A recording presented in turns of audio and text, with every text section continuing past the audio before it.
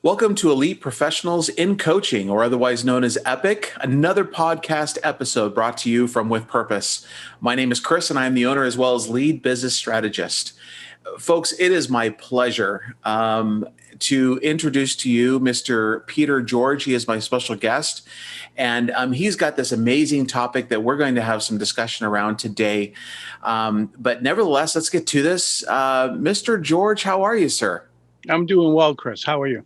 I'm doing well. Thank you for asking. It's a pleasure to have you on. I got to tell you, you're the first person that I've had on the podcast. I think the listeners are going to absolutely enjoy this.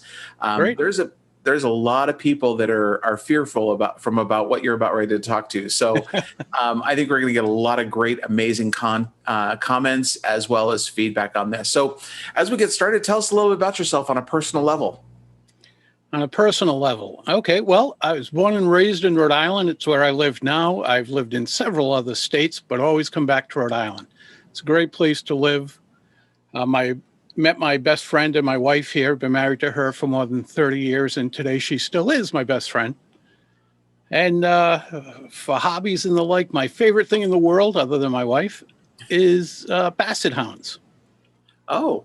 I love basset hounds. My wife thinks I was one in a previous life, and the more the merrier. And then the other thing I love in life is my Mustang. Okay. What year is your Mustang, sir? It's brand new. Nice. And what is it about a basset hound that you like? Don't know. I've just always liked them. I've had them since I was 8 years old. Okay. So I guess just fell in love with them then and have been in love with them ever since. Well, they're beautiful dogs. Yeah, they're good dogs. And do yours howl like a typical basset hound would? No, because they come to my office, so they're taught not to. Okay. All right. They don't bark. They don't howl, which is frustrating sometimes because sometimes I want to hear them howl, and they don't. Well, at least they're obedient. That's a good thing. Yes. So just to get to know you a little bit more on a personal level, between a room, desk, or car, which one would you clean first and then why? My car. Okay. Because it's the third love of my life. Right. All my car. Simple. Whether it's outside, inside, that thing is kept very, very clean. Very nice. Very, very nice. Do you have a favorite word or catchphrase, sir? A favorite word or catchphrase? It depends on what you mean by favorite. If it's one I use too often and favorite in that way, it's either cool or awesome. I picked up cool when my daughter was 8 years old, who is now 40. When she was 8 years old, she started saying cool. By the time she was 9, she was done with it, and I've been saying it ever since. Awesome, I've been using since I was a little kid. But other than that, it's loyalty. Okay. People consider me fiercely loyal, and I just appreciate others who are loyal. So I think loyalty is probably my favorite word. It's a great word to have as a favorite one. Really is. And to be taught by our children too is another great favorite thing to be done with. Yes. I still teach her about that fact. And now you teach when you have, or if you have grandchildren, you can teach them that, right? Yes. Very, very good. So, okay. So we know a little bit about you, sir.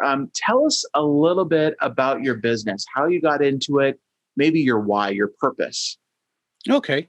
Well, as a public speaking coach, I help people become confident and credible every time they speak in front of others. And what I do with my clients is we take the focus off the speaker. I don't believe that's where it should be. And we shine it on the audience. I actually think metaphorically that we light up the wrong person. Not that you truly want to put the speaker in the dark, but metaphorically, the light should be shining on the audience, because they're the ones being enlightened. So that's the thrust behind the way I teach public speaking. And certainly I'm not the only one to teach it that way, but just about everything I do in my system is based on the audience itself. I have clients here in the US, and I'm in Rhode Island. So throughout New England, New York City, all the way to England, the Netherlands, Poland, and several places in China.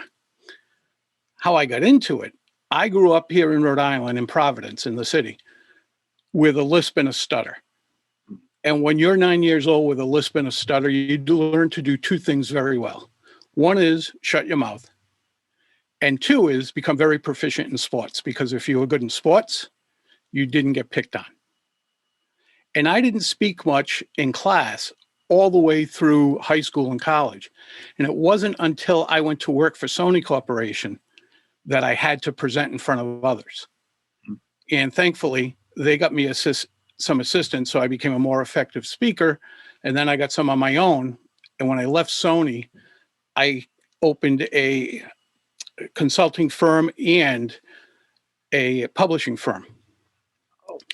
And I ended up speaking a lot for both of those.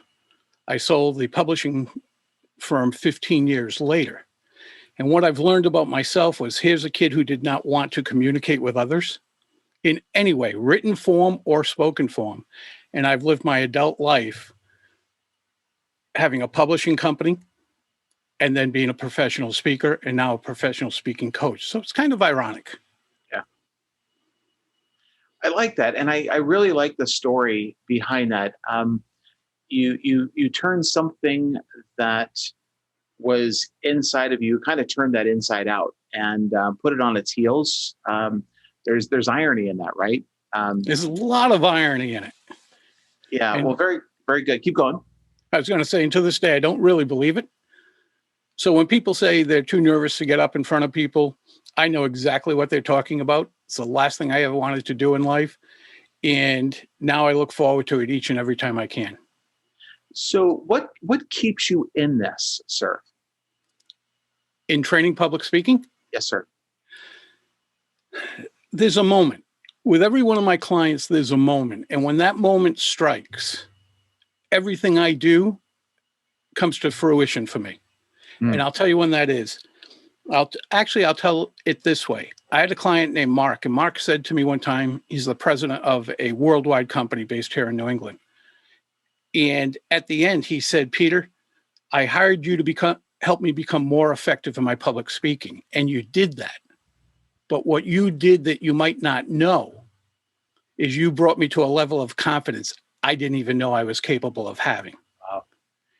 And every single client, you see that light bulb go off, not a thinking light bulb, but a light bulb of confidence. And when they hit that, I've done my job. That's awesome. That's amazing. That's some good stuff.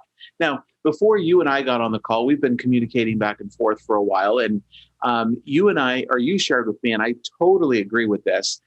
And this is a title that you have, that public speaking isn't a soft skill, it's your power skill. I absolutely love that, agree with that. And just before I ask you to explain that, unpack that, maybe with a story or two, right now I've got high school students, and we're constantly being told as these young people are entering the workforce that they don't have a level of communication that, or they equate that to not having soft skills. So I think it's really powerful in that title that you shared with me, and feel free to share what you can to our listeners so that there's some takeaway for them. Well, I'll tell you how I look at it. First of all, how can it be thought of, as so many skills are, as a soft skill when it does so much for you? Let's face it, you're not going to get far in life if you can't communicate with others effectively. Unless you're sitting at your desk and you're not selling, you're not speaking to a superior, a subordinate, a peer, well, then maybe you can advance. But I don't know where you do that. You need to be able to communicate with others effectively. So for years, because it's not the nuts and bolts of any particular profession, unless you're a public speaker, a public speaking coach, it's not the nuts and bolts. So if you're a lawyer, the nuts and bolts are the law. If you're a dentist, the nuts and bolts are the dental work. I get that. But if you want to rise high in your profession, whether it's within a company, whether you're an entrepreneur, whether it's in the industry, you must know how to communicate effectively, not just communicate, but communicate effectively with others. It differentiates you. We're always looking for a way to differentiate ourselves from those in our industry, especially our local competitors. Public speaking helps you do that. It helps you get promotions. All things being equal, the person who can communicate more effectively generally gets promoted. They're generally the ones who will get the new job. As a matter of fact, a lot of HR managers are now looking for presentation skills as the differentiator between hiring several applicants. You can be seen as a leader. You can be seen as an expert. You can increase your impact, your influence, and income. You can do all these things by being a more effective communicator. And how anybody would ever call that a soft skill, I don't know. Right. It's just habit.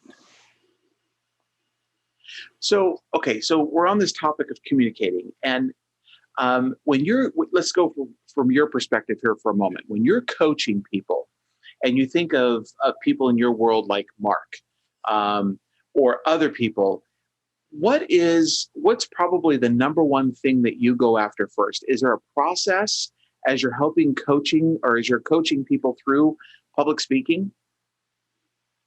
Yeah, there is a process. And the first thing we do is create a baseline. I look at their capabilities and try to assess where they need to go, what route we have to take to get them where they want to go.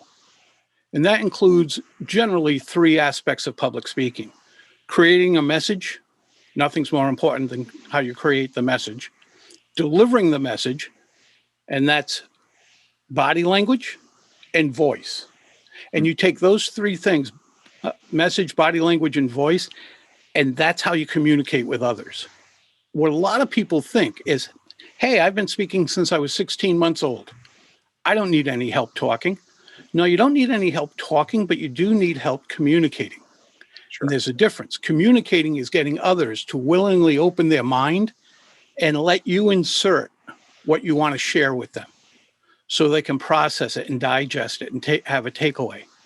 That's completely different from talking. If all it took were talking, well, you've been singing since you were 24 months old. How many of us can make a living that way? You've been running since you were 24 months old. How many of us have been in the Olympics? It's not just having the ability to talk. And here's what I tell a lot of people. A lot of people say, I don't need help communicating. And maybe they don't, but a lot of them base it on, hey, I know what I want to say, and I've got the guts to get up in front of people. Right. Right.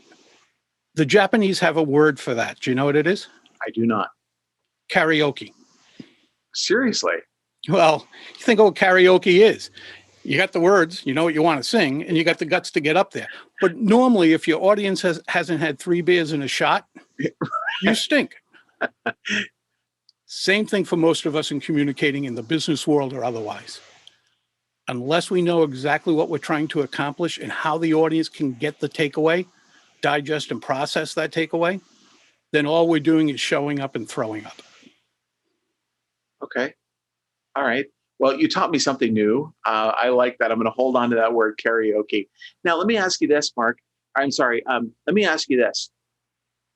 If you're working with an individual, are they in all different types of business, or are they normally a business owner, C-suite level person, or a leader? Well, it can go across the board because I work with executives, I work with attorneys, and I work with consultants. But I also work with someone who says, I want to be a professional speaker. Now, that could be in any industry. So it doesn't really make a difference. I work with a professional speaker who's an ex-hockey player. Oh.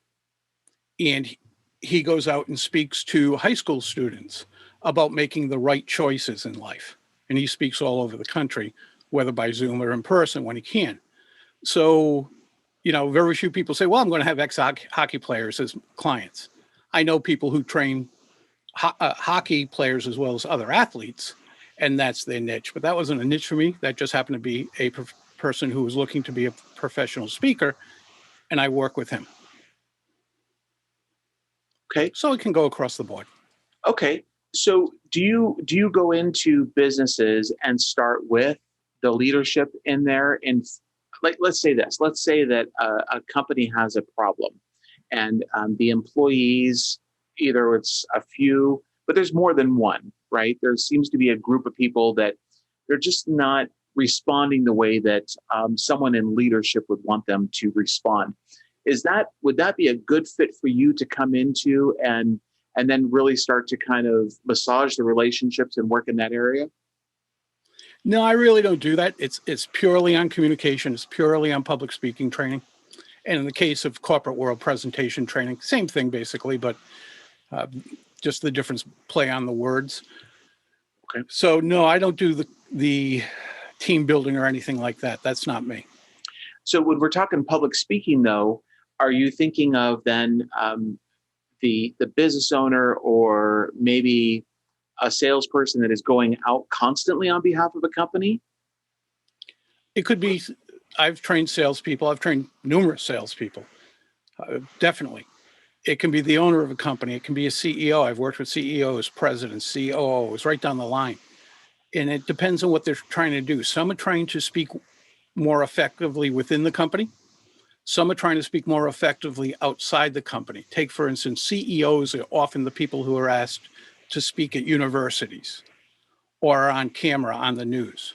So many people who get to CEO, they might have a great skill set when it comes to public speaking, but it might be a slightly different skill set because they're used to speaking internally more than externally. And they may want to change that up because of their new responsibilities. Okay. So from so you do what you do and you're great at it.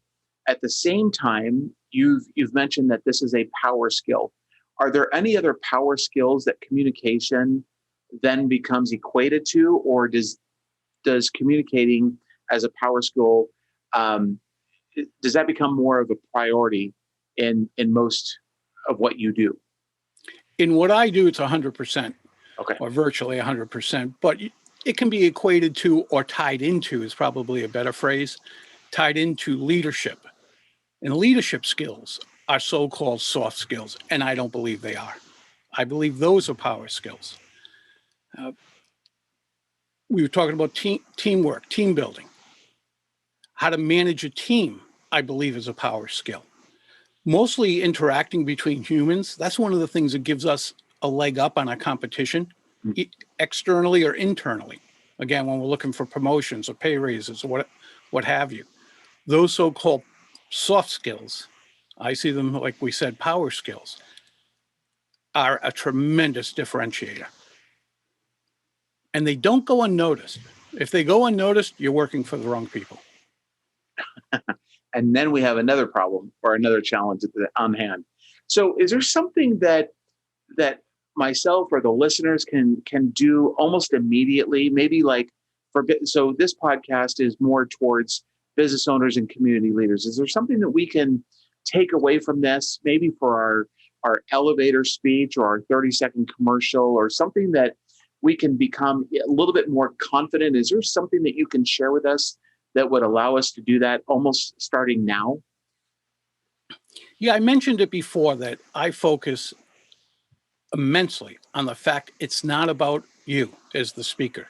It's not about me as the speaker. It's never about the speaker. It just isn't. It's all about the audience. And when we look at the people who get nervous with public speaking, there's a lot of reasons why they might get nervous, but one of them is they put so much pressure on themselves. What if I screw up? What if I forget? What if I make a mistake? What if they don't like me? What if they're not happy with me? What if I can't engage them? And you're putting all that pressure on yourself when it's all about sharing information with them. You need to know why they're there, what they want, what they need, and give it to them. But that's all about them. It's not about us. I equate it to this. My wife has numerous allergies, and we have some close friends that anytime we go to their place for dinner, they think about my wife and say, can you eat this? Can you eat this? Can you eat this? They're always concerned about their audience, their guests. And that's a great host. And that's us as speakers. We have to be concerned always with our guest, which happens to be our listeners, whether it's an audience, one person sitting across a desk, or 10 people in a conference room. If you make it about them, all about them, the topic, how you deliver it, and the takeaway, then you become an excellent communicator, or at least you're on your way there. You just have to keep that in mind. I like that. And I'll say this to you, Peter, is that when you said that, my other thought was you really have to, so you know and understand them, but you really have to do a little bit of research on the people that are in front of you, right? A little bit of your own homework, figure out, like you said, why they're there, why they're listening. But I would add what makes them tick. Mhm. What might be their objective for being there? What do I think? What questions might they have that I can answer in my public speaking? Would you agree? Chris, you nailed it. Absolutely nailed it. Think of what most people say when they find out they have to do a presentation. Immediately, they think, what am I going to say? And that should not be where they go. The first place they should go is, who am I talking to? What do they want and need to know? What do they need to get out of this? What's their takeaway? What's the purpose of me speaking?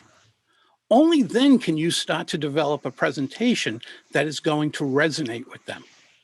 You might have great information, but if it doesn't resonate with your audience, you might as well be speaking at home in front of a mirror, which is a lousy thing to do, by the way. That's a myth about doing that. So don't do that. But you might as well be doing that because it has to, again, be about the audience. So another hint to your audience is don't think about what you have to say. Think about what they need to hear based on them, not on your thoughts. If I spoke to most of my audiences based on what I believe they might want to hear, I'd be so far off base it wouldn't be funny. Because so many times when I've done research, it comes back and I'm like, wow, I never would have thought that. And that skews my presentation in a completely different direction. Yeah, those are great nuggets of wisdom, sir. Thank you very, very much for sharing that. I think that everyone listening to this is going to be able to take the last few moments that you've been discussing this with us, and really, if they apply it, I think that the way in which they communicate is going to be fiercely different. I really do believe that. And then it's practice, right? You have to implement what you're sharing and do it on a regular, consistent basis. Agreed? 100%. I was just speaking to a prospect earlier today, and we were talking about the sessions, which are every other week. And she said, is there homework in between? I said, oh, yeah, because that's where the skill comes along. In most things we do, it's not the learning process, it's the implementation of it that makes the difference. No different than when I was a 10-year-old boy and my parents saved to get me a guitar. And every Saturday morning before I went out to play baseball, I went for guitar lessons. And I would remember every so often, my guitar teacher would say to me, I don't know what you did this week, but you didn't practice guitar because you're no different today than you were a week ago. Sure. So when people start to learn this process or any process about public speaking, leadership, what have you, you need to practice. Your only practice cannot be when you're actually implementing it. That's called winging it. No matter how much you know, Right. that's presenting your first draft. When you were in college, would you present your first draft as your final paper for your final exam? Of course not. Yet we do that when we get up and wing it. We're giving people our first draft. And we're showing disrespect because what we're saying is, thank you so much for showing up, whether it's peers, bosses, an audience. Thank you so much for taking your time and showing up, but I didn't take any time to prepare. So you're right. It's what you do at home. It's what you do in the privacy of your office, whatever else, and practice, practice, practice. Love it. Love it. Love it. Love it. That's what we all know we should be doing. It's whether we really do it or not is a different story. So let me kind of bend this a little more to the personal side. Sure. And if the book to be written about you, what would the title be? And what might be said on the back of the book in summary? What would the title be? Who to thunk it? Okay. Who to thunk it? Who would think that a kid from a relatively poor family and he had a lisp and a stutter would grow up to be a public speaker and public speaking coach? No one. Own a publishing company, a successful one. It went worldwide. No one. So I think that would be just who to thunk it. I know I didn't. And on the back, I think someone would write something like, Peter's story is an unlikely one for all the reasons we just said, resulting in success through a series of mostly unexpected twists and turns. I like it. By the way, I have an actual book coming out later this year. Oh, well, there you go. on public speaking. And can you guess what the title is? It's a working title right now. Excuse me? Is that the name? No. No? No, but maybe I'll rethink it. No, the working title, and I don't know if it'll be my final title or not, is It's Always About the Audience. Okay. Well, we're going to have you back on and make sure that people that are listening get your book, and we'll help pitch your tour and all that other good stuff. What's maybe the best compliment you've ever received?